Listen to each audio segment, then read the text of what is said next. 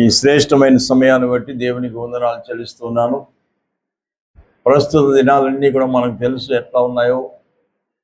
ప్రపంచమంతా అల్లకల్లోలంగా యుద్ధ వాతావరణంలో లక్షలాది మంది ప్రజలు హతమైపోతున్నారు.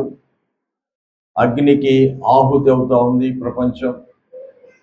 ఇలాంటి పరిస్థితిలో దేవుడు మనకెంత ప్రశస్తమైన సమయాన్ని, దేవుని సన్నిధిలో గడిపే గొప్ప భాగ్యాన్ని దేవుడు మనకి ఇచ్చాడు.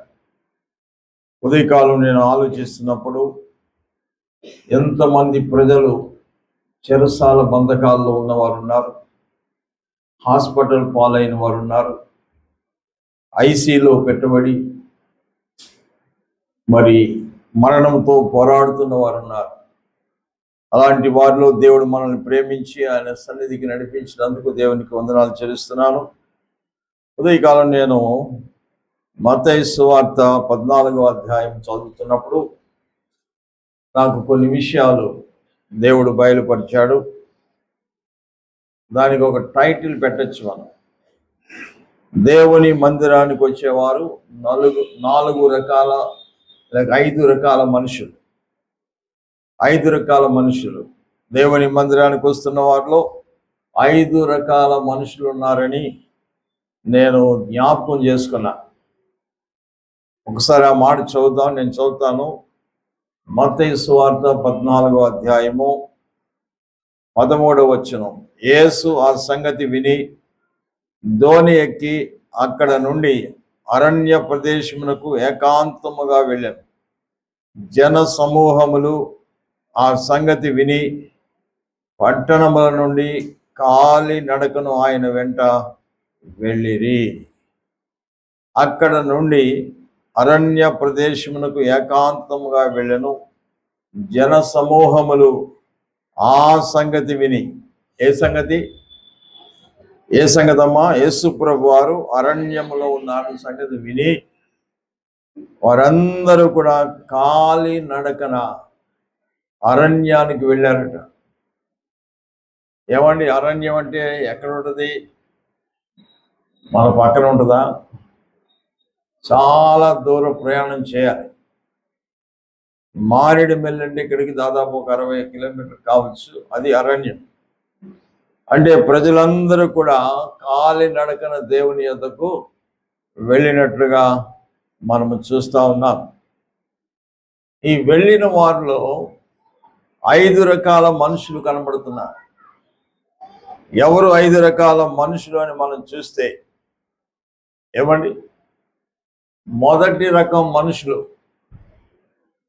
ఎలాగుంటారో, మొదటి రకం మనుషులు ఎలాగున వారి ప్రవర్తన ఉంటుందో మనం చూద్దాం. ఈ మొదటి రకం మనుషులు కేవలము మందిరానికి ఎందుకు వస్తున్నారు అంటే వాళ్ళ లాభసాటి కోసం వస్తారు. యేసు ప్రభు దగ్గరికి ఎందుకు వెళ్తున్నారు ఇంత జనసమూహం అని మనం చూస్తే, కొద్దిమంది ఆయన వాక్యం వినటానికి, మరికొద్ది మంది ఆయన వెంబడించడానికి, మరికొంతమంది ఆయన వల్ల ఆకలి తీర్చుకోవటానికి, మరికొంతమంది దేవునితో నడవాలి, ఆయనతో సాగిపోవాలని, మరికొంతమంది పరలోక రాజ్యము ఈయన ద్వారానే మనకు కలుగుతుంది అని నమ్మి ఆయన వెంబడించేవారుగా ఉన్నారు. ఇందులో మొదటి గుంపు మనం చూస్తే వీళ్ళు కేవలము దేవుని యొద్దకు వెళ్తే లాభం కలగాలి. ఏమండి, వాళ్ళ స్వార్థం కోసమే వారు దేవుని యొద్దకు వస్తున్నారు. దేవుని యొద్దకు వస్తే ఏదో లాభం కలగాలి, ఏదో మేలు కలగాలి అనేటువంటి ఉద్దేశంతో తప్ప ఏమండి దేవుని యందు భక్తి కలిగి భయము కలిగి వచ్చేవారు కాదు. అలాంటి వారిని గురించి దేవుని యొక్క వాక్యంలో వ్రాయబడింది.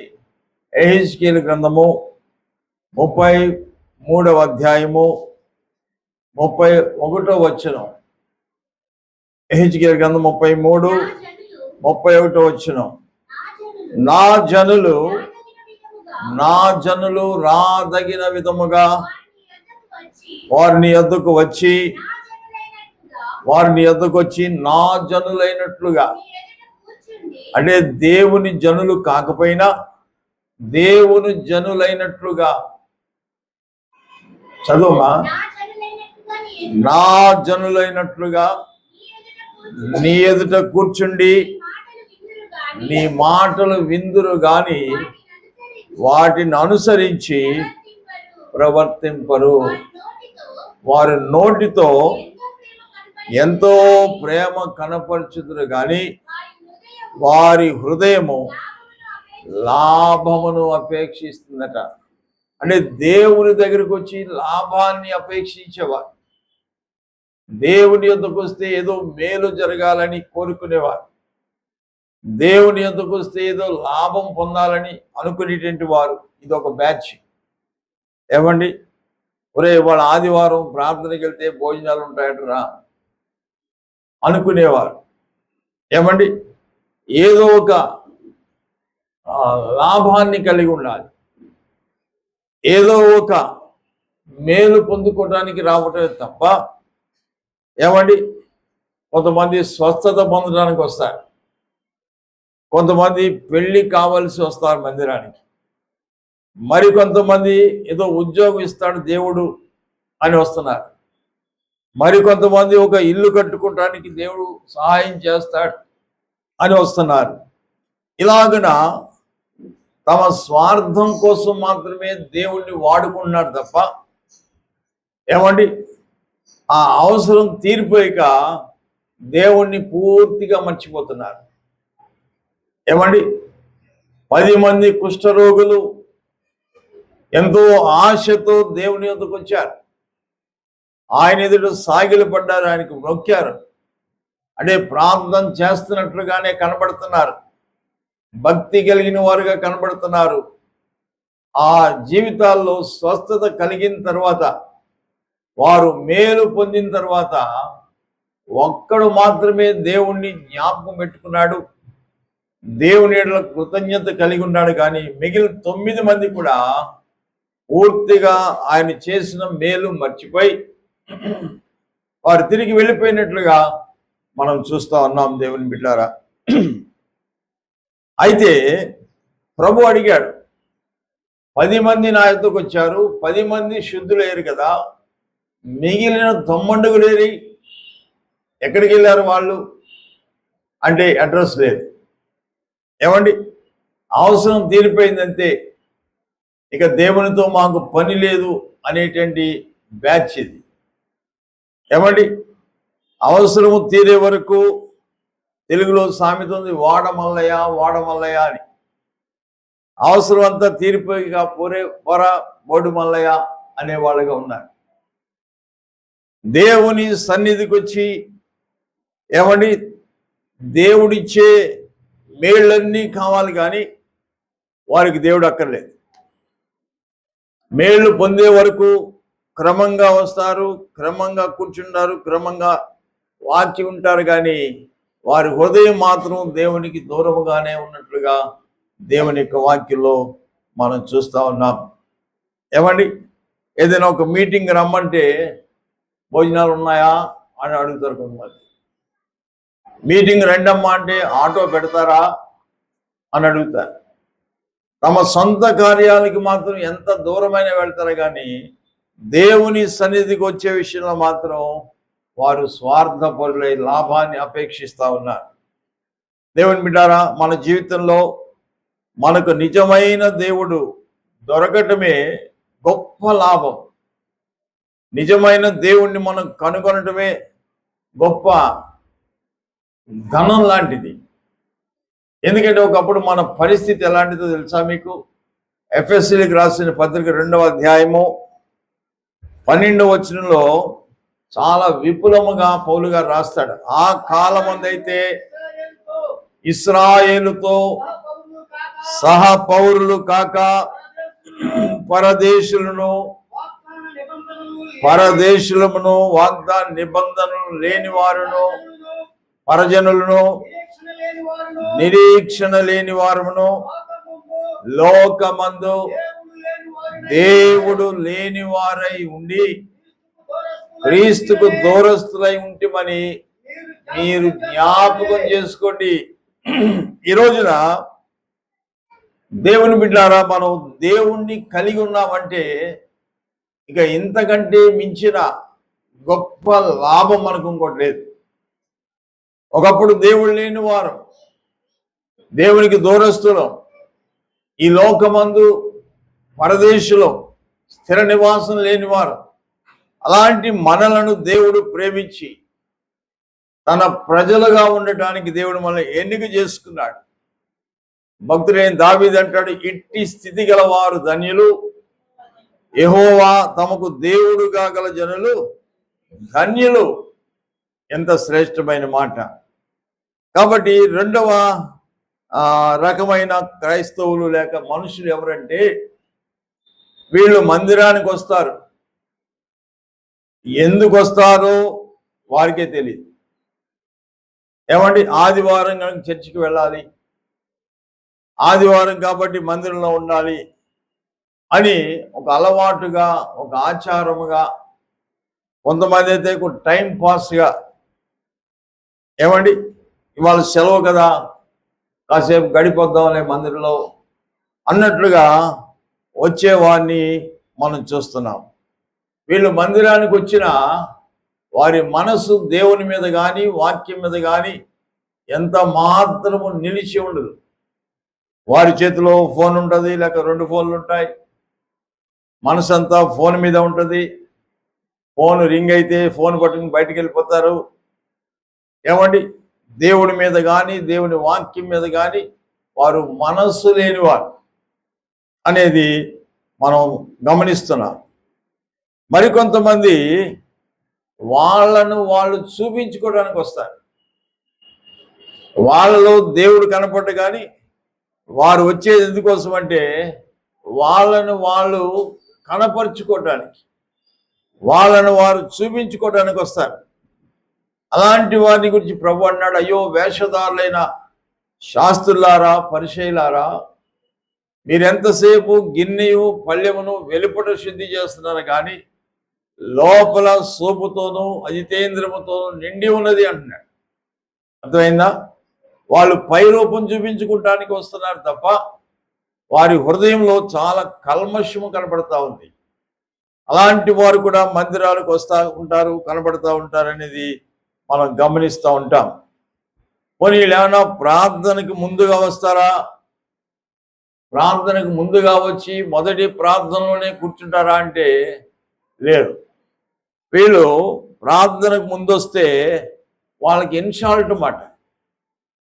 ఏమండి, ప్రారంభ ప్రార్థనకు వస్తే వాళ్ళకి చిన్నతనం మాట. అంత ముందు వెళ్తామంటే మనం లాస్ట్లో వెళ్ళాలి, మధ్యలో వెళ్ళాలి, అప్పుడు అందరూ చూస్తారు మనల్ని అని వాళ్ళని వాళ్ళు కనపరుచుకునేటువంటి మనుషులు కొంతమంది ఉన్నారు. కానీ ప్రభు అంటాడు, మనుషులు పై రూపం చూస్తారేమో కానీ దేవుడు ఆంతర్యమును చూస్తాడు, హృదయాన్ని చూస్తాడు.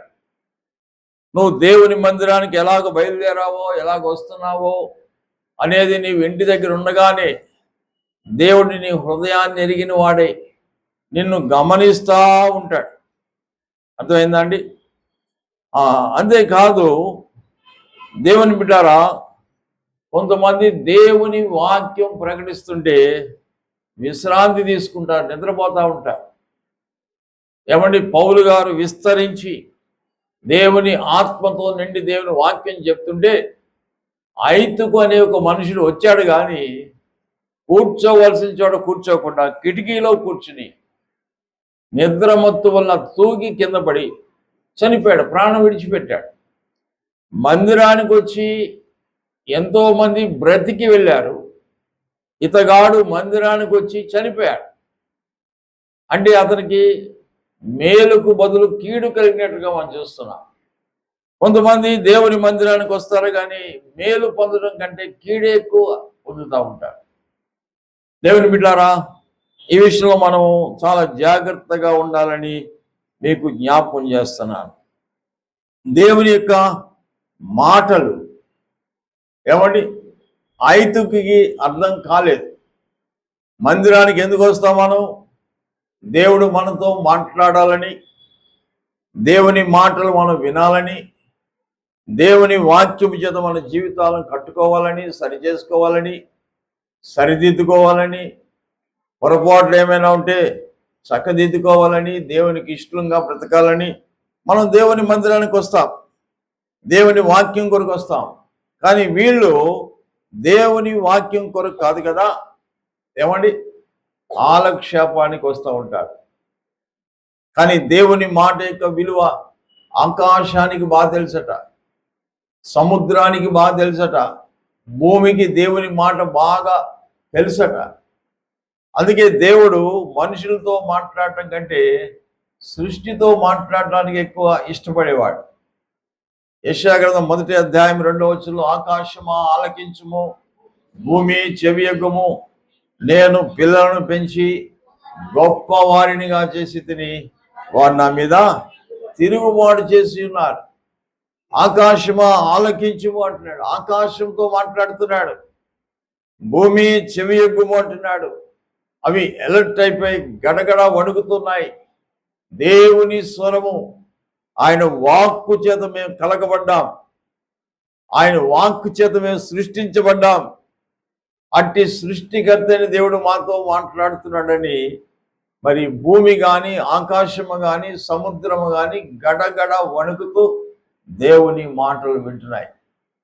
మార్కు సువార్త 4వ అధ్యాయంలో తీయనవసరం లేదు, కానీ తన శిష్యులతో కలిసి ఆయన దోణి మీద ప్రయాణం చేస్తుంటే ఒక భయంకరమైన తుఫాను, వర్షము ఆ దోణి మీద బాగా పడతా ఉంది.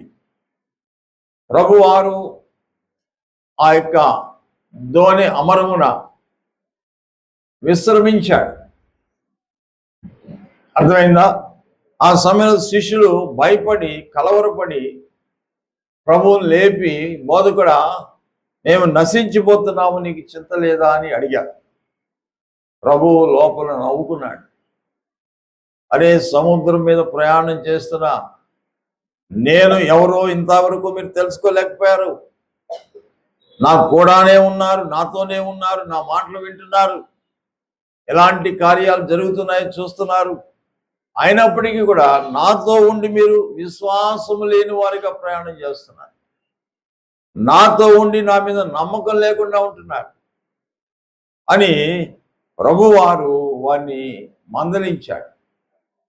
సముద్రం చూసి సముద్రాన్ని గద్దించాడు, గాలిని గద్దించాడు, సముద్రాన్ని నిమ్మలపరిచాడు. దేవుని బిడ్డారా, మరి గాలియు సముద్రమును ఆయనకు లోబట్టం చూసి ఇది ఎవరో అని చెప్పి వాళ్ళు ఆశ్చర్యపోయారు. నేటి దినాల్లో కూడా చాలా మంది ప్రభుతో ఉంటున్నారు, ప్రభు సన్నిధిలో కూర్చుంటున్నారు, కానీ ప్రభు మీద నమ్మకం ఉండలేదు. ఒక చిన్న వ్యాధి వస్తే నిన్ను స్వస్థపరచు యెహోవా నేనే అని చెప్పిన దేవుని మాట పక్కన పెట్టి హాస్పిటల్కి పరిగెడుతున్నారు. ఈ హాస్పిటల్ కాదని హాస్పిటల్ కాదని ఇంకొక హాస్పిటల్. ఏమండి, దేవుని యందు విశ్వాసం ఉంటే ఆయన నిన్ను స్వస్థపరచగలడు అని నువ్వు నమ్మితే నువ్వు ఆయన్ని వెంబడించే వ్యక్తిగా ఉంటావు. నువ్వు ఆయనతోనే ఉంటున్నావు, ఆయనతోనే మాట్లాడుతున్నావు, లేక ఆయన సందులో కూర్చుంటున్నావు, ఆయన మేళ్లు పొందుతున్నావు, కానీ దేవుని అందరి విశ్వాసము నీవు లేకుండా జీవిస్తున్నావు అనేది తేటగా అర్థమవుతుంది. దేవుని బిడ్డారా, దేవుని భయము కలిగి మన వాక్యం వింటే మనకు స్వస్థత కలుగుతుంది, మేలు కలుగుతుంది, ఐశ్వర్యం కూడా కలుగుతుంది. అర్థమైందా? ఎందుకంటే ప్రభువంట వాక్యం చెప్తుంది, అయ్యో నా ప్రజలు నా మాట వినినేళ్ళ ఎంత మేలు,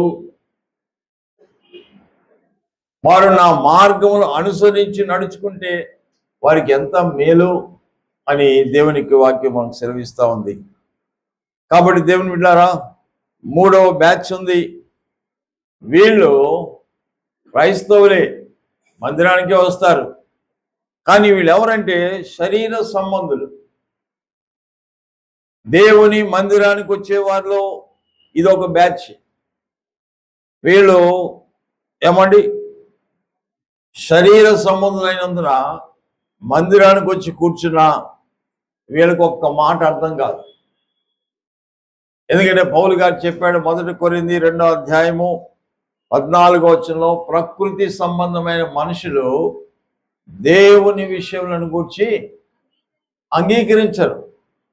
ఎందుకంటే వాళ్ళు ప్రకృతి సంబంధమైన మనుషులు, భూ సంబంధమైన మనుషులు, శరీర సంబంధమైన మనుషులు కనుక వారు వచ్చి కూర్చున్న వారికి దేవుని విషయాలు అర్థం కావట, దేవుని విషయాలు వారు అంగీకరించరు. కాబట్టి ఏదో పని పెట్టుకుని వారు లేచి వెళ్ళిపోతూ ఉంటారు. అర్థమైందా అండి? నువ్వు వచ్చింది మందిరానికి ఎందుకు? దేవుని వాక్యం వినటానికి. కానీ మందిరానికి అయితే వస్తున్నారు, కానీ దేవుని వాక్యం వినటానికి వారికి మనసు లేదు. ఎందుకంటే వాళ్ళు ఇంకా ప్రకృతి సంబంధమైన మనుషులుగానే ఉంటున్నారు. కాబట్టి వారు దేవుని విషయాల యందు ఆసక్తి కలిగి లేరని మనం గ్రహించవలసిన వారమై ఉంటున్నాం. కాబట్టి దేవుని బిడ్డారా, వీళ్ళు ప్రకృతి సంబంధమైన మనుషులు అంటే శరీర సంబంధమైన మనుషులు. అర్థమైందా? చెప్పాలంటే వీళ్ళు చాలా డేంజర్.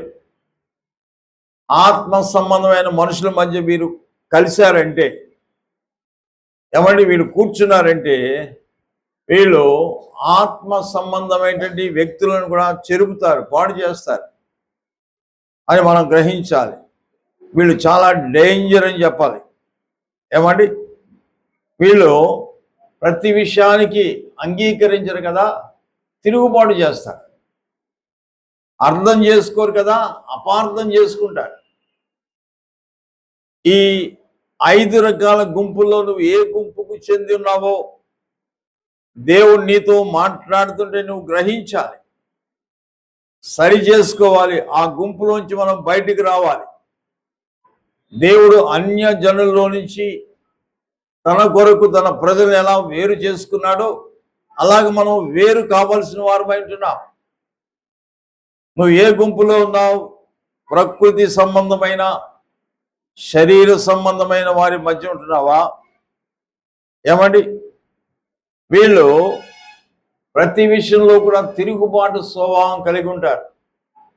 అందుకే సంఘాల్లో కలహాలు, కొట్లాట్లు, వేరైపోవటాలు ఇవన్నీ మనం చూస్తున్నాం. అందుకే పౌలు గారు అంటాడు, విశ్వాసులకు అవిశ్వాసులతో పాలెక్కడా అంటున్నాడు.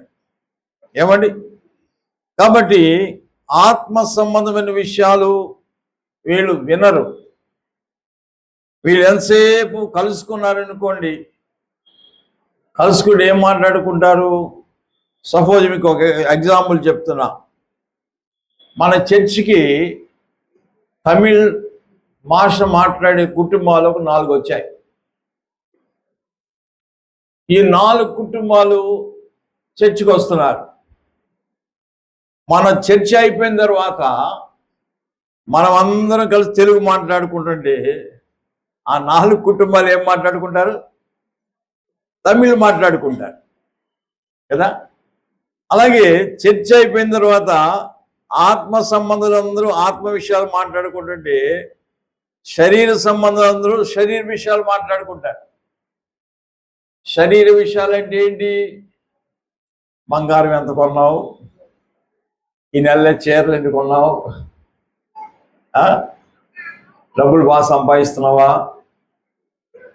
ఎందుకంటే వీళ్ళు శరీర సంబంధులు, వీళ్ళు అయ్యే మాటలు మాట్లాడుకుంటారు. అందుకే పౌలు గారు అంటాడు, శరీరానుసారులు శరీర విషయం మీద మనసు ఉంచుకుంటారట, ఆత్మానుసారులు ఆత్మ విషయం మీద మనసు పెట్టుకుంటారు. ఆత్మానుసారులు ఈరోజు దేవుడు నాతో మాట్లాడాడు, పలానా వాక్యం ద్వారా దేవుడు నన్ను దర్శించాడు, నా హృదయాన్ని తట్టాడు, నన్ను గద్దించాడు, నన్ను ఒప్పింపజేశాడు దేవుడు అని విషయాలు ఆత్మ సంబంధాలు దేవునితో ఉన్నవారు దేవుని విషయాలు మాట్లాడుకుంటారు. కానీ శరీరానుసారులు మందిరంలో కలిసిన అయ్యే మాటలు, ఇంటి దగ్గర అయ్యే మాటలు, బజార్లో కలిసిన అయ్యే మాటలు. వీళ్ళకి దేవుని వాక్యము హృదయంలో లేనందున దేవుని వాక్యమును వారి హృదయంలో ఉంచుకోనందున అవే మాటలు రిపీట్ అవుతూ ఉంటాయి. దేవుని బిడ్డలారా, ఈ విషయంలో మీరు ఆ కోపం చెందిన వారైతే మీ మనస్సాక్షి మిమ్మల్ని గద్దిస్తుంది. అర్థమైందా? వీళ్ళ లోపల వీళ్ళు మందిరానికి వస్తారు, కానీ వీళ్ళ లోపల కోపం ఉంటుంది. కోపంతో వస్తారు, మందిరానికి వస్తారు, కోపంతో వస్తారు, మందిరానికి వస్తారు, ద్వేషంతో వస్తారు, మందిరానికి వస్తారు, ఎవరో ఒకరి మీద ఒక పగ పెట్టుకుంటారు, మందిరానికి వస్తారు, అసూయతో వస్తారు. అర్థమైందా అండి? దేవుని బిడ్డలారా, ఈ రీతిగా మందిరానికి వస్తారు. వీరి నోట ఎప్పుడు నవ్వుండదు. అర్థమైందా? దేవుని మందిరానికి వచ్చామంటేనే సంతోషం. దేవుని మందిరానికి వచ్చామంటేనే దేవుడు మన నోటి నిండా నవ్వు పెట్టాడు. నిట్టూర్పులతో అంగలార్పులతో మన దినాలు గడిచాయి. ఒకప్పుడు యేసుక్రీస్తు ప్రభుని నమ్ముకున్న తర్వాత మన దుఃఖాన్ని సంతోషంగా మార్చాడు, మన నిట్టూర్పు నాట్యంగా మార్చాడు, మన నోటి నిండా నవ్వు పెట్టాడు. మన నాలుకలు ఆనంద గానముతో స్తుతి చెల్లిస్తూ పాటలు పాడవలసిన వారు వీరికి కీర్తన పుస్తకం ఉంటుంది కానీ పాట పాడ, బైబిల్ ఉంటుంది కానీ బైబిల్ తెరవనే తెరవదు. అర్థమైందా? ఏమండి, మీరు రక్షించబడి బాప్తిసం పొందామని అంటారు కానీ ఆరాధనలో పాల్గొనరు. దేవుని కార్యాలు అనుభవిస్తారు కానీ సాక్ష్యాలు చెప్పరు. వీళ్ళెవరు? కేవలము శరీర సంబంధులు మాట. నా ప్రియమైన దేవుని బిడ్డలారా, ఇలాంటి వ్యక్తులు ఇంకా ఏం చేస్తారు అంటే, ఎవరి మీద నింద మోపుదామా, ఎవరితో ఘర్షణ పడదామా, ఏమండి, ఇదే ఉద్దేశము కలిగి వస్తారు. కొంతమంది మందిరంలో ఘర్షణ పడరు కానీ ఇంటికి వెళ్ళక ఘర్షణ పడతారు. అర్థమైందా? అలా ఎన్ని కుటుంబాలు లేవండి. చర్చి నుంచి ఇంటికి వెళ్ళి పోట్లాడి పెట్టుకునే వాళ్ళు, దెబ్బలాడి పెట్టుకునే వాళ్ళు, గొడవ పెట్టుకునే వాళ్ళు, రెబల్స్ మాట. ఏమండి, వాక్యం మీద తిరుగుబాటు చేసేవాళ్ళు. ఇలాంటి వారి వల్ల క్రైస్తత్వము ఏమండి అవమానపరచబడతా ఉంది. ఇప్పుడే కదమ్మా మందిరం వచ్చావు, ఏంటి గొడవ ఏంటమ్మా, పక్క వాళ్ళు వింటారు కదా, అవన్నీ అనవసరం. రెబల్స్ మాట. భర్త మీదో, పిల్లల మీదో, ఎవరి మీదో, పక్కింటోళ్ళ మీదో, ఇక్కడ వాక్యం వింటారు, ఇంటికి వెళ్తారు, పాపం వాళ్ళకి ప్లేస్ లేదు, మంచం పెట్టి మంచం మీద వడియాలు ఆరబెట్టారు. నా గుమ్మలోకి వచ్చి మంచం చూసావా అని గొడవ పెట్టుకుంటే ఉన్నారా అంటోళ్ళు. అర్థమైందా? రోజుకి ఒక్కసారైనా ఒక్కళ్ళతోనైనా గొడవ పెట్టుకోవాలి.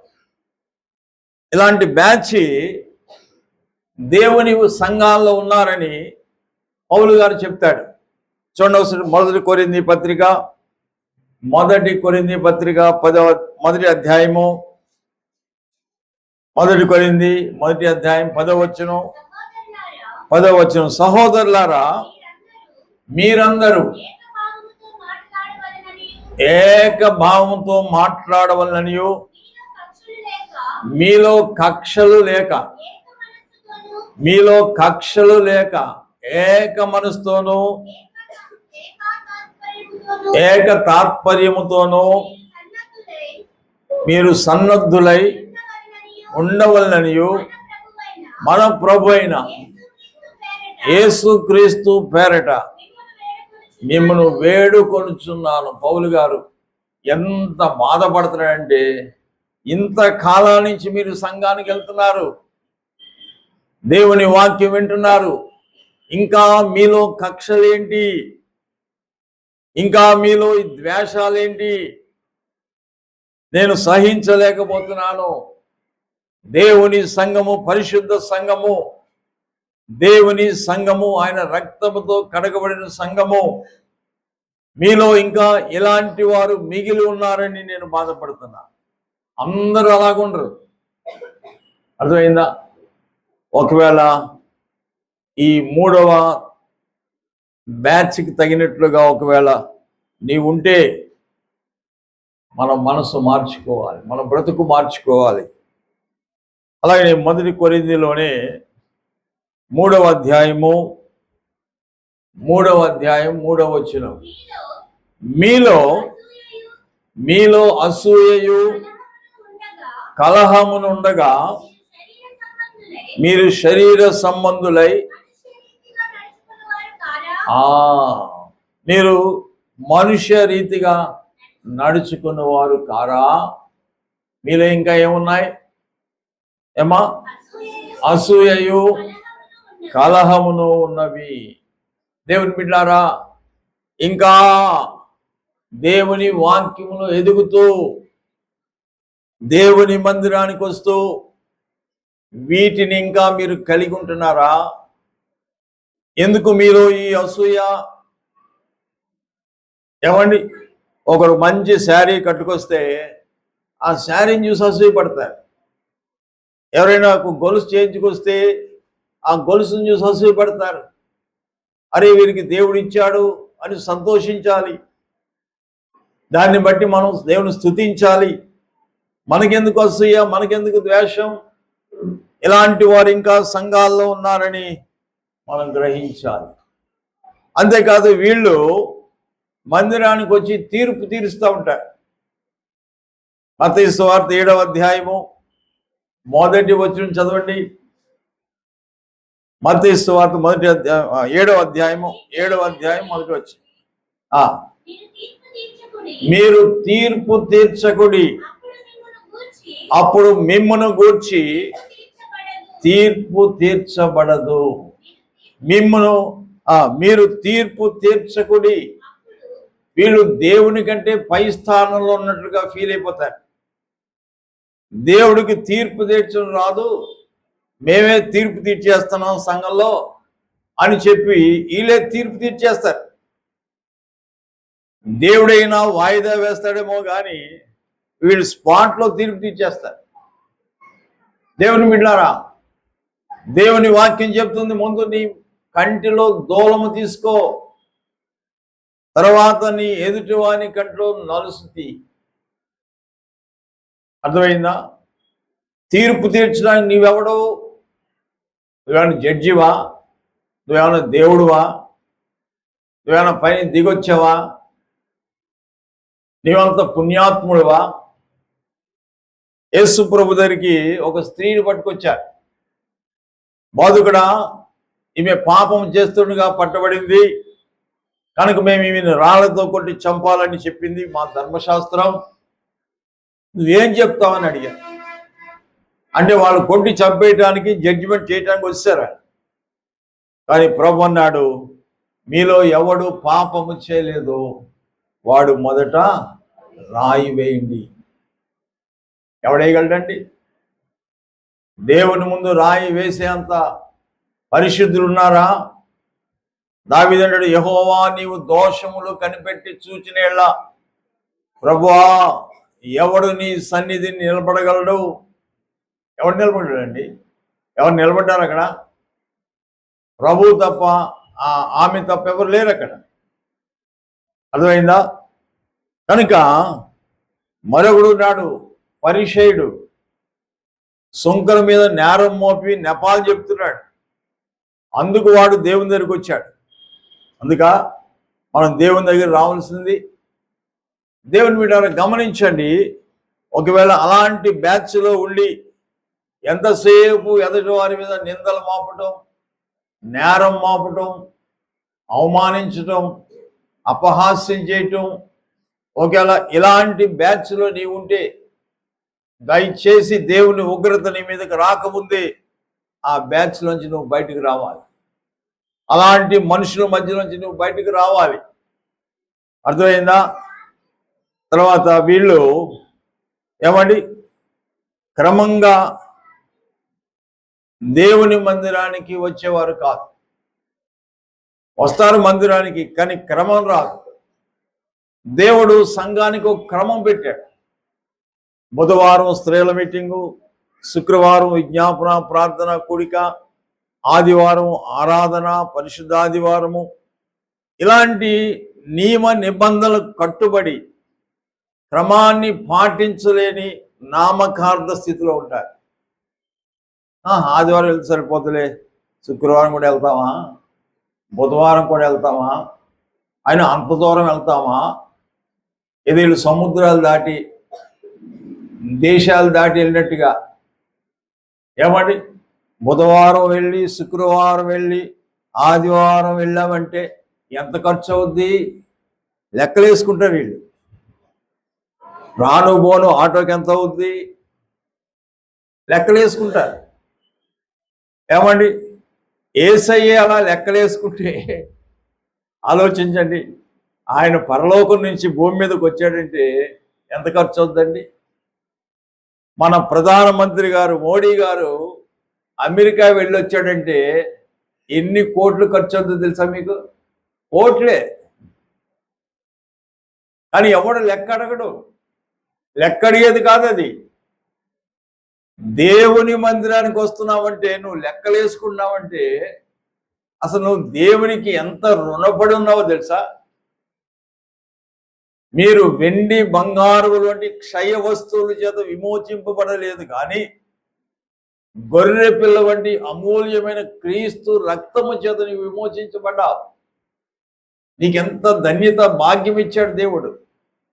బాహ్య ప్రపంచంలో మనుషులు ఇట్టి గొప్ప దేవుణ్ణి తెలియక కోట్లాది రూపాయలు ఖర్చు పెట్టి ప్రపంచ దేశాలు తిరుగుతున్నారు పుణ్యం కోసం, దేవుడి కోసం. వెతకని మాకు దొరికాడు ఆయన, మనకు దొరికాడు. అర్థమైందా?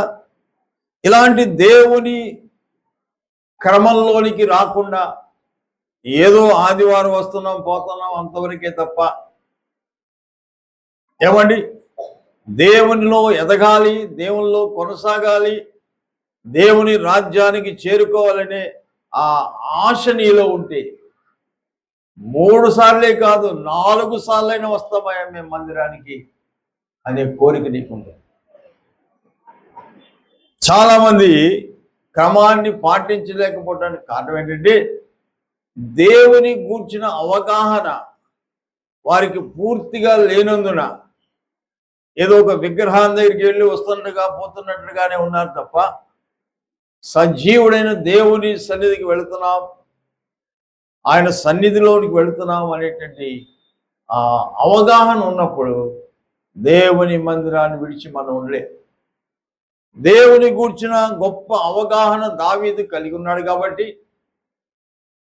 యెహోవా మందిరముకు వెళుతుమని జనులు నాతో అన్నప్పుడు నేను సంతోషించాను, గంతులేశాను అంటున్నాడు. ఎందుకంటే ఆయన ప్రాకారంలో నెమ్మది ఉంది, ఆయన నగరులలో క్షేమం ఉంది అని చెప్పి ఆయన గ్రహించాడు. రాజయుండి అయ్యా మేము ఒకసారి మందిరానికి వెళ్ళి వస్తామంటే అలాగా నేను వస్తున్నాడు అని ఆయన కూడా సిద్ధపడేవాడు. బ్రిటిష్ రాణి ఏమండి, మరి ఎలిజబెత్ కింగ్ అని 5వ రాణి అట. ఆమె ఒకరోజు దేవుని మందిరానికి వెళ్ళడానికి 5 నిమిషాలు లేట్ అయింది. 5 నిమిషాలు లేట్ అయితే ఆమె కూర్చునే సీట్లో పక్క దేశాల నుంచి ఒక ఆవిడ వచ్చింది. ఆమెకు తెలియక ఆ సీట్లో కూర్చుందని. కూర్చున్న వాడిని లేపడం అవమానం కాబట్టి పాస్టర్ గారు ఏం మాట్లాడలేకపోయాడు, జరిగేది జరుగుతుంది. ఇల్లుప్పుడు గేట్ వరకు ఆమె రాజ టీవీతో వచ్చేది గేట్ వరకు, అక్కడి నుంచి ఎవరు ఇక్కడ ఉండకూడదు, దూరంగా వెళ్ళిపోండి అని ఆమె సామాన్యమైన ఒక స్త్రీగా లోపలికి వస్తుంది. లోపలికి రాగానే దేవుని బిడ్డలారా ఆమె నేరుగా వచ్చి కింద బాసిపడేసి కూర్చుందట. అప్పుడు అందరూ ఆమె కుర్చీలో కూర్చున్న వైపు, ఆ రాణి గారి వైపు చూస్తున్నారట. రాణి గారు కుర్చీలో కూర్చున్న ఆవిడ గ్రహించింది, ఏంటి ప్రజలందరూ నన్ను చూస్తున్నారు. అప్పుడు పక్కా ఉండి అడిగిందంటమ్మా, ఏంటి జనంతా నన్ను చూస్తున్నారు. అది కాదమ్మా, రాణి గారు కూర్చునే కుర్చీలో నువ్వు కూర్చున్నావు అంటే అది సింహాసం వేయలేదు, అందరిలాగే కుర్చీ, కానీ నువ్వు రాణి గారు ఎప్పుడూ కూర్చునే కుర్చీలో కూర్చున్నావు. అయ్యో అలాగా అని వెంటనే పరిగెత్తుకుంటూ వెళ్ళి రాణి గారి దగ్గరికి, అమ్మ క్షమించండి, దయచేసి మీరు వెళ్ళి మీ సీట్లో కూర్చోండి, మీ స్థానంలో కూర్చోండి అంటే ఆవిడ అందట, నేను నా సింహాసనం మీద రాణిని కానీ ఇక్కడ ఆయన పాద దాసిని అని చెప్పింది. చూసారా ఏమండి, దేవుని గూర్చిన అవగాహన ఆమెకుంది కాబట్టి నేను నా సింహాసనం మీద రాణిని కానీ ఇక్కడ దేవుని దాసురాల్ని, పాద దాసిని, ఆయనకి సేవ చేసేదాన్ని నేను అని చెప్పింది. అంటే ఎంత అవగాహన ఉందని దేవుని గురించి. నీకుందా దేవుని గురించి అవగాహన? కొంతమంది అనుకుంటారు మనం వెళ్ళకపోతే దేవుడు తలుపు తీయడు, మనం వెళ్ళకపోతే దీపం వెలగదు, మనం వెళ్ళకపోతే దేవుడు చాలా లాస్ అయిపోతాడు మనం వేసే కానుక్కి అని కొంతమంది తలంచుకుంటూ ఉంటారు. అర్థమైందా? కాబట్టి ఒకవేళ అలాంటి బ్యాచ్లో నీవు ఉన్నావా? ఏమండి, ఈ బ్యాచ్లో కొంతమంది ఉంటారు, వీళ్ళు క్రమంగా రారు, వచ్చేవాళ్ళని క్రమంగా రానివ్వరు. అమ్మా ఎక్కడికి వెళ్తున్నావు? మందిరానికి వెళ్తున్నాను. ఇప్పుడా? ఇంకా టైం ఉంది కదమ్మా, ఇప్పుడు పాటలే మొదలు పెడతారు. వెళ్ళొచ్చు నిదానంగా. అంటే నీ దురలవాటు ఈ పక్క వాళ్ళకి అంటిస్తున్నావు మాట. నువ్వు చేయవు, చేసేవాడిని చేయనివ్వు. అర్థమైందా? కాబట్టి దేవుని బిడ్డలారా, ఇలాంటి పరిస్థితులు మనం చూస్తున్నాం. ఇకపోతే 4వ బ్యాచ్ ఎవరంటే ఆత్మ సంబంధులు. ఏ సంబంధులమ్మా? ఆత్మ సంబంధులు. వీరు ఎప్పుడు కూడా మందిరానికి ఎందుకు వెళ్తారంటే దేవుని దర్శనం కోసం వెళ్తారు. తర్వాత దేవుని మాట వినాలి ఆశ పెట్టుకుంటారు. ఎప్పుడు ఆదివారం వస్తుందా, ఎప్పుడు శుక్రవారం వస్తుందా, దేవుని దర్శించాలి, దేవుని మాటలు వినాలి అని ఆసక్తి కలిగిన వారుగా ఉంటారు. కోరహు కుమారులు దేవుని మందిరానికి ఎలా వెళ్తున్నారో తెలుసా? 84వ కీర్తన 1వ వచనంలో, సైన్యములకు అధిపతికి యెహోవా, నీ నివాసములు ఎంత రమ్యములు, యెహోవా నీ మందిరావరణం చూడవలని నా ప్రాణం ఎంతో ఆశపడుచున్నది. నా ప్రాణము ఎంతో ఆశపడుచున్నది. ఎందుకు ప్రాణము ఆశపడుతుందంటే మన ప్రాణానికి మూలం దేవుడే. ఈరోజు బ్రతికున్నామంటే దేవుడే, ఊపిరి పీలుస్తున్నామంటే దేవుడే, మనం ఏమైనా తిన్నామంటే దేవుడే. అలాంటి దేవుని సన్నిధిలోనికి వెళ్ళాలని ఆత్మ సంబంధులు ఆతృత పడతారు. మా చిన్నతనంలో మా తల్లిదండ్రులు మాకు నేర్పింది ఏంటంటే, రేపు ఆదివారం టైం సరిపోదు, రండి నలుగు పెట్టుకోండి, తలస్నానం చేయండి. ఇది రేపటి కోసం, రేపటి కోసం ఈరోజే మమ్మల్ని సిద్ధపరిచేవారు. దేవుని పరిశుద్ధ సన్నిధానానికి వెళ్తున్నాం, మనం దేవుని వాక్యం వినడానికి వెళ్తున్నాం. జాగ్రత్తగా కూర్చోవాలి, జాగ్రత్తగా వినాలి అని మాకు హెచ్చరికలు ఉండేవి. ఎందుకంటే మా తల్లిదండ్రులు విగ్రహ ఆరాధనలో నుంచి జీవమగల దేవుని తెలుసుకున్నారు కనుక, దేవుని గూర్చిన సంపూర్ణ అవగాహన కలిగి ఉన్నారు కనుక మాకు దేవుని గూర్చి దేవుని భయం చెప్పేవారు. అర్థమైందా? ఇక్కడ కూర్చోండిరా పిల్లలంటే కొంతమంది బయటికి పోయారు. బయటికి వెళ్ళిన వాళ్ళకి తల్లిదండ్రులు ఏమైనా చెప్తున్నారా? వాళ్ళకి డబ్బులు ఇచ్చి కొనుక్కోండిరా అంటున్నారు, వాళ్ళ కొట్లు పోతున్నారు. ఇది ఈరోజు తల్లిదండ్రులు నేర్పేది. అందుకే సమాజం పాడైపోతుంది, హేతువాదులు అవుతున్నారు, తిరుగుబాటు చేసేవాళ్ళుగా ఉంటున్నారు, మాట వినని వారుగా ఉంటున్నారు. రేపొద్దున తల్లిదండ్రులు బయటికి గెంటేసి మీరెవరో మాకు తెలియదు అంటారు. ఎందుకంటే మీరు మాకు క్రమం నేర్పలేదు, మాకు భయం నేర్పలేదు, ఆ తప్పు మాది కాదు మీది అని రేపొద్దు మీరు చెప్పించుకుంటారు. ఈరోజు నేను చుట్ట కాలుస్తున్నా అంటే, ఈరోజు మందు తాగుతున్నా అంటే మీరు నాకు భయం నేర్పలేదు. మొక్కై వంగంది మానై వంగుతుందా? ఆలోచించండి దేవుని బిడ్డారా. కాబట్టి ఇకపోతే 4వ బ్యాచ్ ఎవరంటే వీళ్ళు ఆత్మ సంబంధులు, దేవుని కొరకు తృష్ణ కొనేవారు, దేవుని కొరకు ఆశ కలిగిన వారు, దేవుని మాట కోసం కనిపెట్టుకునేవారు. అర్థమైందా దేవుని బిడ్డారా? కాబట్టి వీళ్ళు దేవుని యందు గొప్ప నమ్మిక కలిగిన వారు, దేవుని కొరకు నమ్మిక కలిగిన విశ్వాసులు. వీళ్ళు ప్రార్థనాపరులు, వీళ్ళు భక్తి కలిగిన వారు, వీళ్ళు కృతజ్ఞత కలిగిన వారు. అర్థమైందా అండి? వీళ్ళు దేవుని వాక్యం విని నేర్చుకునేవారు, వీళ్ళు వాక్య ప్రకారంగా జీవించేవారు, వీళ్ళు ఆత్మ సంబంధులు. అంతేకాదు వీళ్ళు పరిచర్య చేయడానికి సిద్ధ మనసు కలిగి ఉంటారు. దేవుని సేవ చేయాలి, దేవునికి పరిచర్య చేయాలి అనే మనస్సు కలిగిన వారు వీరు. అర్థమైందా అండి? అంతేకాదు వీరు ప్రేమ కలిగిన వారు, క్షమించుటకు సిద్ధ మనస్సు కలిగిన వారు. అంతేకాదు వీళ్ళు దయ కలిగిన వారు, ఇతరుల ఎడల దయ కలిగిన వారుగా ఉంటారు. వీళ్ళని ఆత్మ సంబంధులు అంటారు. చివరిగా 5వ బ్యాచ్ ఉంది. ఈ 5వ బ్యాచ్ ఎవరంటే పరసంబంధులు. ఎవరు వీళ్ళు పరసంబంధులు. వీళ్ళకి ఎంతసేపు వీళ్ళ మనసు పైనే ఉంటుంది. అందుకే పౌలు గారు అంటే, మీరు నిజంగా క్రీస్తుతో కూడా లేపబడిన వారైతే మీరు పైనున్న వాటి మీదే మనసు పెట్టుకోండి, కానీ భూ సంబంధమైన వాటి మీద మనసు పెట్టుకోదు. ఎందుకంటే మీ పౌరస్థితి పరలోకమందు ఉంది. పరసంబంధులు అంటే ఏంటి?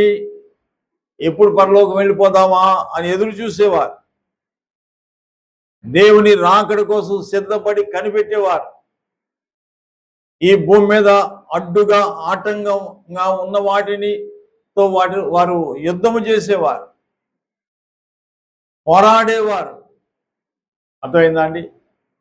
పౌలు గారు మంచి పోరాటం పోరాడి తిని నా పరుగు తుదముట్టించి తిని నా విశ్వాసము కాపాడుకుంటుని అని చెప్పిన మాటను మనం చూస్తున్నాం దేవుని బిడ్డారా. కాబట్టి పర్వాలేదు, వినండి అమ్మా మాట దయచేసి. దేవుని బిడ్డారా, ఈ బ్యాచ్ ఎవరంటే భక్తులైన వారు. ఏమన్నారు? దావీదంటాడు, నీ ఇంటిని కూర్చున్న ఆసక్తి నన్ను భక్షించుచున్నది అంటాడు. భక్తుడైన అబ్రహాం గారు అంటాడు, దేవుడు దేనికి శిల్పియు నిర్మాణకుడునై ఉన్నాడు, ఆ పునాదులైన పట్టణం కోసం అబ్రహాం ఎదురు చూచను. కాబట్టి దేవుని బిడ్డారా, వీళ్లకు భూ సంబంధమైన వాటి మీద మనసు ఉండదు, దృష్టి ఉండదు. ఏమండి? వీళ్ళని ఎవరైనా తిట్టినా, ఎవరన్నా కొట్టినా వారు పట్టించుకోరు. దేవుడే చూసుకుంటాడు అని దేవునికి అప్పగించేటటువంటి వారుగా ఉంటారు. కాబట్టి ఇలాంటి వారు ఓర్పు కలిగి సహనము కలిగి జీవించేవారు. వీరు అందరితో కలవలేరు. అర్థమైందా? వీరు చాలా ప్రత్యేకమైన జీవితాన్ని కలిగి ఉంటారు. ఎస్తేరు గ్రంథంలో హామాన్ అంటాడు రాజుగారితో, అయ్యా, నీ సంస్థానములన్నిట్లో ఒక జాతి వారు ఉన్నారు, వారి విధులు సకల జనుల విధులకు వేరుగా ఉన్నాయంటాడు. వారు ఎక్కడ చూసినా ప్రత్యేకముగా ఉంటారు అనే మాట చెప్పాడు. చివరికి వీళ్ళ గమ్యం ఏంటంటే గురి చూసి పరిగెడతారు. ఆ గురి చూసి పరిగెత్తి ఎక్కడికి చేరుకుంటారు? వీరు పరలోకం చేరుకుంటారు. ప్రకటన గ్రంథం 7వ అధ్యాయం 13వ వచనం చదువుకుందాం. ప్రకటన 7వ అధ్యాయం 13వ వచనం. పెద్దలలో ఒకడు తెల్లని వస్త్రము ధరించుకుని ఉన్న వీరెవరు, ఎక్కడి నుండి వచ్చిరని నన్ను అడిగాను. అందుకు నేను, అయ్యా మీకే తెలియననగా అతడు ఇలాగు నాతో చెప్పాడు, వీరు మహాశ్రమల నుండి వచ్చిన వారు. ఎక్కడి నుంచి వచ్చారు వీళ్ళు? రాజమండ్రి నుంచి వచ్చారా? నారాయణపురం నుంచి వచ్చారా? ఏమండి, మీ అడ్రస్ వాళ్ళకి తెలుసా? మీ అడ్రస్ తెలుసా ఎక్కడి నుంచి వచ్చారో? కానీ అక్కడ భక్తుల గురించి చెప్తున్నాడు, వీరు మహాశ్రమ నుంచి వచ్చిన వారు, చెరసాల్లోంచి వచ్చిన వారు, అగ్ని గంధకములతో మండుచున్న అగ్నిలోంచి వచ్చారు, సింహాల మధ్య నుంచి వచ్చారు, అరణ్యంలోంచి వచ్చారు. ఏమండి, ఎంత గొప్ప సాక్ష్యం అండి! వీరు మహాశ్రమ నుంచి వచ్చిన వారు గొర్రె పిల్ల రక్తంలో తమ వస్త్రములు ఉతుక్కొని వాటిని తెలుపు చేసుకున్నారు. అందువలన దేవుని సింహాసనం ఎదుట ఉండి రాత్రి మగళ్ళు ఆయన ఆలయములో ఆయనను సేవించుచున్నారు. బా, ఎంత ఉన్నతమైన శ్రేష్టమైన మాట! ఉండటానికి 5 రకాల గుంపులు ఉన్నాయి, కానీ ఏ గుంపుకు లేని గొప్పతనం 5వ గుంపుకు వచ్చింది. దీన్ని ఇంకో మాటలో చెప్పడం నీతిమంతుల సభ అంటారు. ఈ నీతిమంతుల సభలో పాపులు నిలవలేరు. ఏమండి, భక్తుల ఆ గుంపులో భక్తిహీనులు నిలవలేరు. పరిశుద్ధుల గుంపులో అపవిత్రులు ఉండలేరు. అర్థమైందా? ఆత్మ సంబంధమైన గుంపులో శరీర సంబంధమైన వారు ఉండలేరు. కాబట్టి దేవుని బిడ్డలారా, ఇప్పుడు అనుకోవచ్చు, ఇక భూమి మీద అందరితో కలిసిపోయి ఉంటున్నాం కదా, అంతకే నాకు ఇబ్బంది ఏం లేదు, అందరితో పాటు కలిసిపోయి కూర్చుంటున్నా, అందరితో పాటు తిరిగి వెళ్ళిపోతున్నా అనుకున్నారు. చివరిగా ఒక మాట చెప్తారు. ఒకసారి యేసు ప్రభువు తన శిష్యులు తీసుకుని మార్గంలో నడుచుకుంటూ వెళ్తున్నాడు. శిష్యులు ఒక దృశ్యాన్ని చూశారు. చూసి పరిగెత్తుకుంటా ఆయన దగ్గర వచ్చి, బోధకుడా, గోధుమల మధ్య గురుగులు కూడా ఉన్నాయి, ఆ గురుగు మొక్కలు పెరిగిపోతున్నాయి, నువ్వు సెలవిస్తే మేము పోయి తొందరగా ఆ గురుగులను పీకేస్తాం, అవి లేకుండా చేస్తాం అని ప్రభుతో చెప్పారు. అప్పుడు ప్రభు అన్నాడు, అలా కాదు అబ్బాయి, మీరు గురుగులను తీయటానికి వెళ్తారు, ఎన్నో గోధుమ మొక్కలు తొక్కేస్తారు, అనవసరంగా చనిపోతాయి. 2 పెరగాలి, గోధుమలు పెరగనివ్వండి, గురుగులు కూడా పెరగనివ్వండి. కానీ కోతకాలం వస్తుంది ఒక రోజున, అప్పుడు గోధుమలు గాను గురుగులు గాను వేరు చేయటం సులువు అవుతుంది అని చెప్పాడు. అర్థమైందా? ఈరోజు సంఘానికి వస్తున్నా దేవుని బిడ్డలారా, మీరు సంఘానికి వస్తున్నామని తృప్తి పొందుతున్నారేమో. గురుగులు అనుకున్నాయి, మేము శ్రేష్టమైన గోధుమల చేలో మేము పెరుగుతున్నాం, గోధుమకి ఎలాగ ఎండ తగులుతుందో మాకు అలాగే ఎండ, గోధుమలకి ఎలాగా వర్షం పడుతుందో మాకు అలాగే వర్షం, గోధుమలకి ఎలాగ ఎరువేస్తున్నారో మాకు కూడా అలాగే ఎరువేస్తున్నారు, గోధుమల చుట్టూ కంచెలాగా ఉందో మా చుట్టూ కూడా కంచెలాగా ఉంది అని అతిశయిస్తున్నాయి. కానీ ఒక రోజున దేవుడు వేరు చేసే రోజు వస్తుంది. అప్పుడు ఏ గుంపుకు మనం చెంది ఉంటామో మీరే పరీక్షించుకోండి, మీరే పరిశీలన చేసుకోండి. వాక్య వెలుగులో మన జీవితాన్ని సరిచేసుకుందాం. దేవుని బిడ్డలారా, ఆ రీతిగా మనం లేకపోతే మన జీవితాలు దేవుని రాజ్యానికి చేరలేవనే విషయాన్ని మీకు జ్ఞాపకం చేస్తున్నా.